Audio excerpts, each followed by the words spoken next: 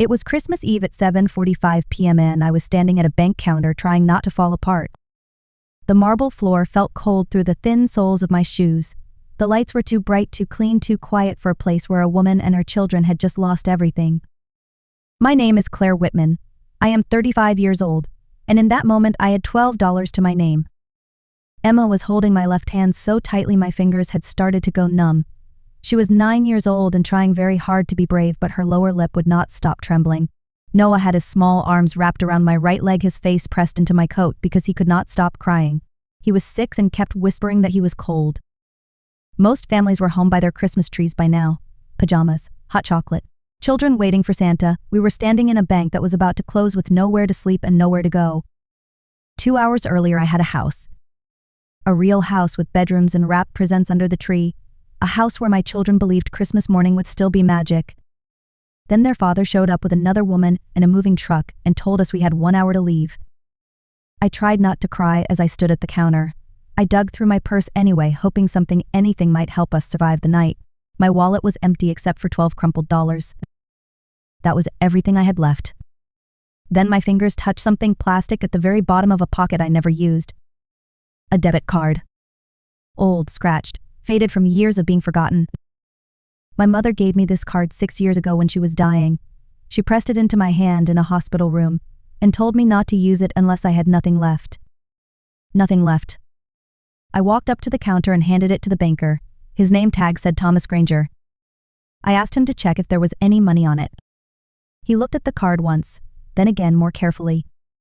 His fingers froze above the keyboard. The color drained from his face. He leaned closer to the screen, then looked at me like he was seeing a ghost. Then he lowered his voice and told me I needed to come with him to his office immediately. Right now. As I followed him down the hallway with my children clinging to me, I felt fear and hope collide in my chest. Standing there on Christmas Eve with nothing left, I did not know yet if this card would save us. But I knew my life was about to change. Before I was the woman shaking in a bank on Christmas Eve, I was someone else. I was a girl who believed in her own talent. I met Ryan Whitaker 17 years ago at a small local art exhibit in Ohio. I was 20 and still in design school, and one of my illustrations had been chosen to hang on the wall. I remember standing there that night pretending to be confident, while silently hoping no one would ask me questions I could not answer. Ryan stood in front of my work for a long time, too long for a stranger. When he finally turned toward me, he smiled and said something that stayed with me for years. "You made this. You are going to be someone important one day." No one had ever spoken to me like that before. He sounded certain, like my future was obvious to him, even when I could not see it myself. He was already working in real estate. Confident, well-dressed, full of plans. When we started dating, he talked about building something big, and he said he wanted me beside him when he did it.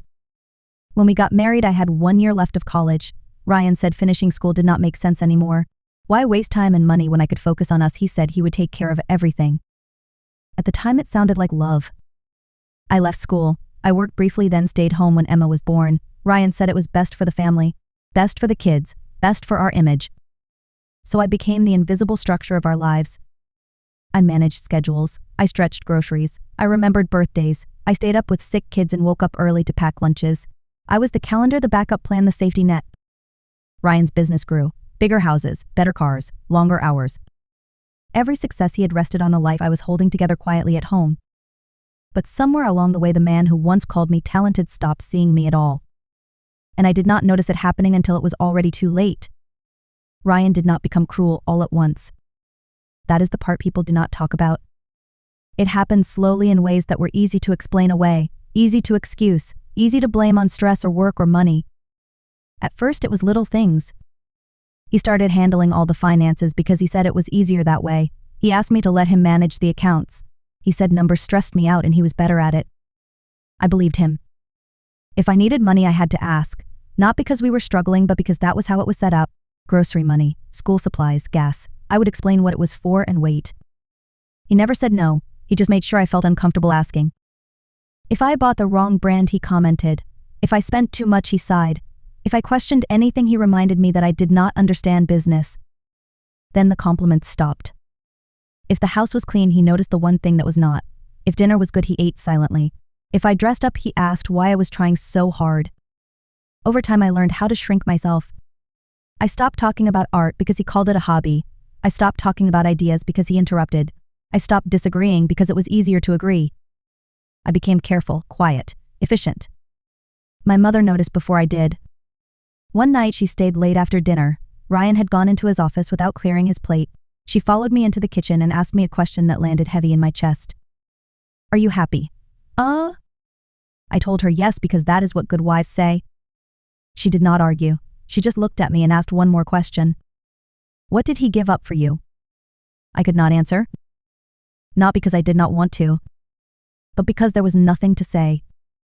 I did not know then that she was already watching him closely, that she was already worried, that she was already planning. I only knew that something in my life felt wrong, and I did not know how to name it. And when you cannot name a problem, it has a way of owning you. Ryan told me he wanted a divorce on a Tuesday night like he was announcing a change in weather.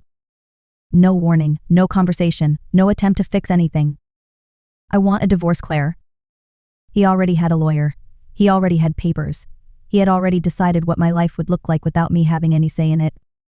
In court, I sat quietly while strangers talked about my marriage like it was a failed business deal.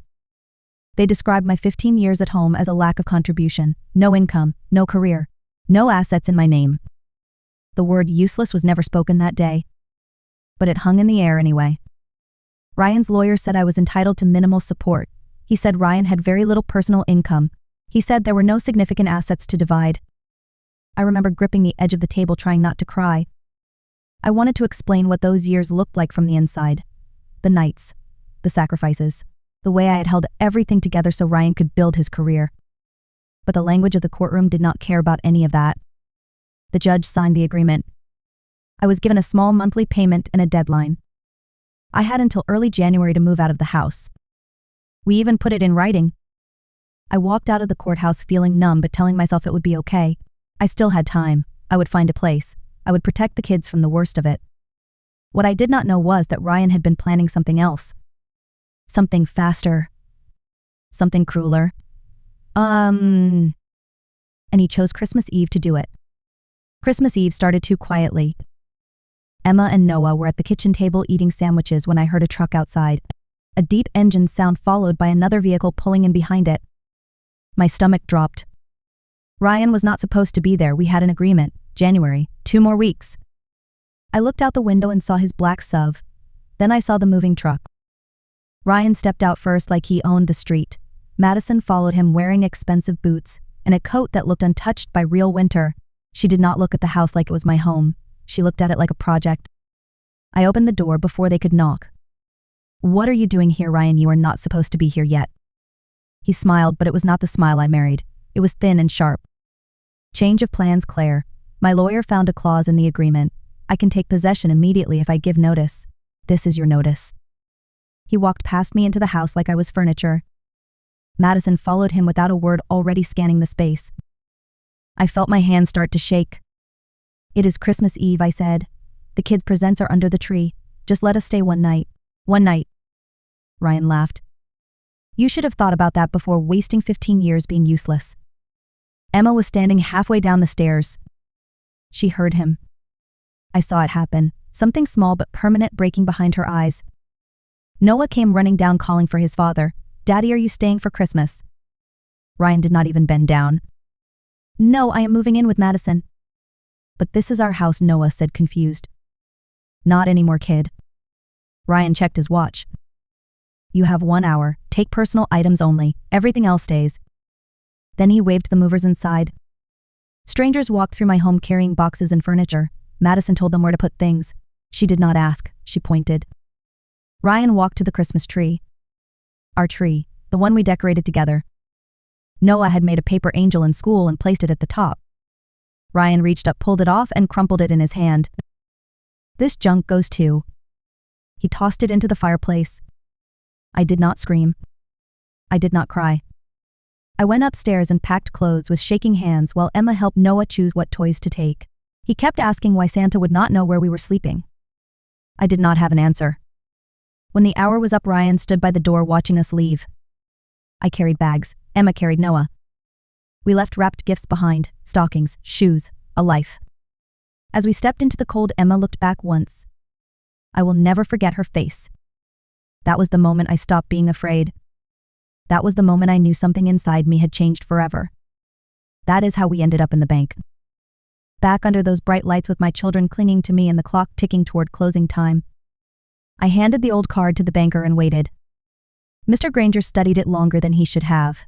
He turned it over slowly, then typed something into his computer. He stopped, leaned closer, typed again. His face changed. Not confusion, not doubt.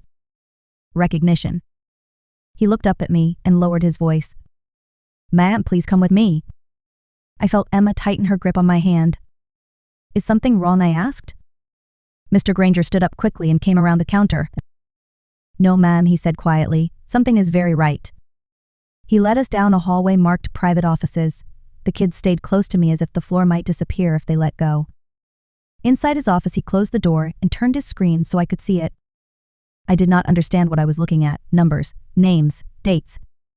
"This account is linked to a trust," he said carefully. "It was established years ago by your mother, Eleanor Whitman." My breath caught. Your mother left instructions," he continued. "Very clear ones. This card was only to be used when you had nothing left." I felt dizzy. "She also left a safety deposit box in your name," Mr. Granger said. "I have been instructed to release it only if you came in person with this card."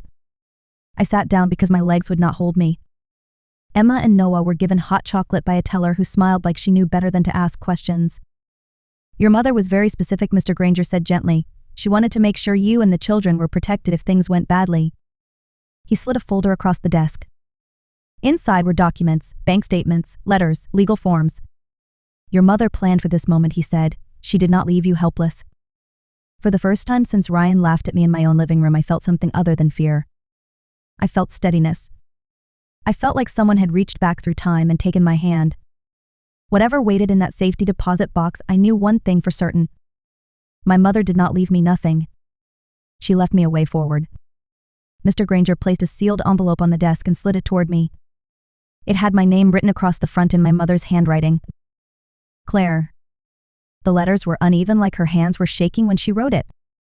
"She asked that you read this when you were ready," he said. "When you had nothing left." He left us alone. The room was quiet except for the hum of the heater and Noah's slow breathing as he leaned against my side. Emma watched me closely, like she already understood that whatever was in that envelope mattered. I opened it carefully.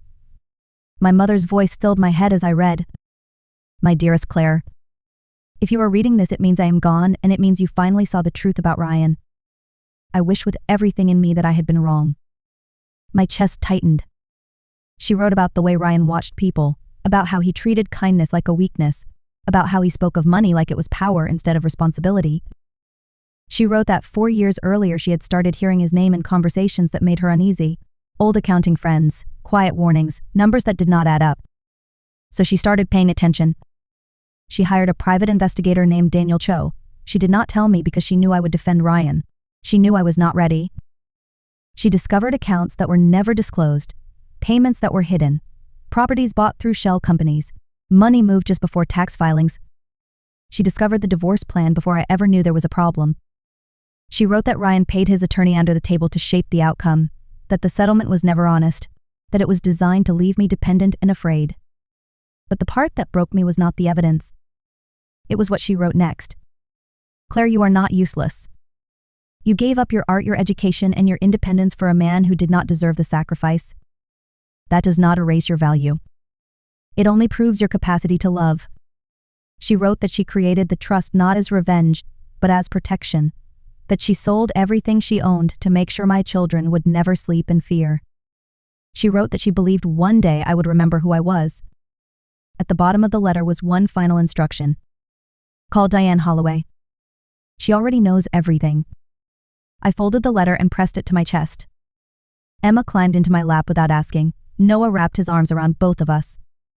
For the first time since Christmas Eve, I did not feel like a woman who had lost. I felt like a daughter who had been held even after death. My mother did not save me by fighting Ryan herself. She saved me by believing I would be strong enough to finish what she started. 3 days after Christmas, I walked into the offices of Diane Holloway. I was wearing the only professional outfit I still owned. It felt strange to sit in a glass building overlooking the city after sleeping on a borrowed couch only days earlier. Diane Holloway stood when I entered the room. She was calm, direct, the kind of woman who did not waste words or soften truth. Your mother was exceptional, she said, and she was right. She opened the folder and began reading. The room went quiet except for the sound of paper turning. After 10 minutes, she looked up at me. This is not complicated, she said. This is fraud, asset concealment, court manipulation, and it is documented. My hands were shaking again, but this time it was not fear. What happens now? I asked. We act quickly, she said, today. She explained it in simple terms. First, an emergency motion to freeze all of Ryan's assets. Every account, every property, domestic and offshore, no warning. Then a petition to reopen the divorce based on deception and bribery. She made the calls in front of me. By the time I left her office, the paperwork was filed. That afternoon, my phone rang. It was Ryan. I answered and pressed record. What did you do? He shouted. The police were at the house. My accounts are frozen. I cannot access anything. I kept my voice steady. I told the truth. There was silence on the line, long enough for me to hear him breathing. You do not know what you are doing, he said finally. You are ruining me. No, I said quietly. You did that yourself. He started yelling. Threats, insults, panic bleeding through every word. Then I told him about the evidence. The accounts. The payments. The letter. You could hear the moment his confidence collapsed. This is impossible, he said. Nobody knew about that. My mother did. The call ended with him swearing and promising consequences. 2 hours later, Diane called me back. Madison left, she said simply, packed her things and walked out. I sat down and closed my eyes. I did not feel joy. I felt relief. For the first time in years, his power was cracking. And for the first time in my life, I was no longer asking for permission to stand. 2 months later, I walked back into the same courtroom where my life had been taken apart. But this time, I did not feel small. Diane sat beside me, calm and focused. My hands rested in my lap, steady for the first time I could remember. Ryan sat across the room with a court-appointed lawyer. The confidence was gone. The expensive suit did not fit the way it used to. He kept his eyes on the table like looking up might expose him. The judge entered and the room stood. She did not rush. She spoke slowly and clearly, like every word mattered. Mr. Whitaker, you deliberately hid assets from this court, she said. You manipulated financial records, bribed legal counsel, and presented a false narrative to strip your spouse of her rights. She listed the evidence piece by piece: offshore accounts, shell companies, undisclosed properties, payments that could not be explained. Ryan tried to interrupt. The judge raised her hand. You will not speak, she said. You have spoken enough. She turned to me. Mrs. Whitman, this court failed you during the original proceedings. That failure is now corrected. The original settlement was voided in its entirety. Ryan was ordered to pay restitution, support, damages. Full custody of Emma and Noah was awarded to me. Any visitation would be supervised and reviewed separately. Ryan stood up, shaking. This is not fair, he said. She does not deserve this. The judge looked at him steadily. You built your life on deception, she said. This is the consequence. The gavel came down. It was over. Outside the courtroom, Diane hugged me briefly. Your mother would be proud, she said. I nodded because words were not coming. 3 weeks later, Ryan was sentenced in criminal court. Prison time. Fines, an ending he never planned for. I did not attend that hearing. I did not need to. I had already walked out free. Life did not become perfect overnight, but it became mine. With a settlement and my mother's trust, I bought a modest house in a quiet neighborhood. Nothing extravagant, just safe, warm. Ours. Emma chose a room painted soft purple and covered the walls with drawings. Noah picked dinosaurs and rockets and insisted on sleeping with his door open every night for a while. I let him. Laughter slowly came back into the house, not forced, not careful, real. A week after we moved in, I returned to the bank alone. Mr. Granger greeted me with a smile and placed a small box on the table. It was wrapped in blue paper just like my mother had described. I sat there for a long time before opening it. Inside was a photograph of me at 20 years old, standing beside my artwork. Bright eyes, paint on my hands, a woman who believed she was allowed to take up space. Beneath the photo was a thin gold key. Attached to it was a note in my mother's handwriting. For your studio. She had bought it years ago, a small workspace in my name only, a place no one could take from me because it had never belonged to anyone else. I cried in the car after that, not from grief, from recognition. I turned the spare room in our new house into a studio. I painted again, slowly at first, then with hunger. I took design work, then more. Clients came. Confidence followed. One evening, Emma watched me work and said, "Mommy, you look like yourself again." She was right. Ryan wanted control. He wanted obedience. He wanted me erased. What he never understood was that I was never weak. I was just quiet. And quiet women remember everything. If you are listening to this and you feel small or invisible or dependent, I want you to hear this clearly. You are not useless. You are not late. And starting over is not failure. Sometimes the greatest revenge is rebuilding so well that the past can no longer reach you. If this story meant something to you, please like, share, and tell me in the comments where you are watching from and what starting over looked like for you. You never know who might need your story tonight.